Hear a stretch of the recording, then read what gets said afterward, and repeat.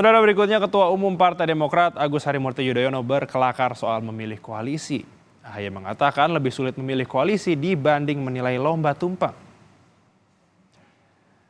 Hal ini disampaikan AHY dalam peringatan hari jadi ke-22 Partai Demokrat sekaligus ulang tahun Ketua Majelis Tinggi SBY di kantor DPP Jakarta. AHY mengajak kader Demokrat untuk move on dan tetap semangat menghadapi tahapan pemilu meski tak bersama dengan Koalisi Perubahan. Sejumlah kader pun mengatakan AHY semakin manis tanpa Anies.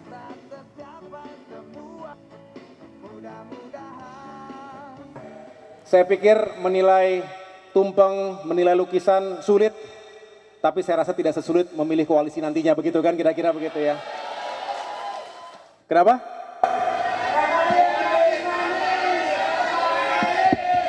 AHY semakin manis tanpa Pak Anies, katanya begitu, Tom. Itu sudah nggak apa-apa.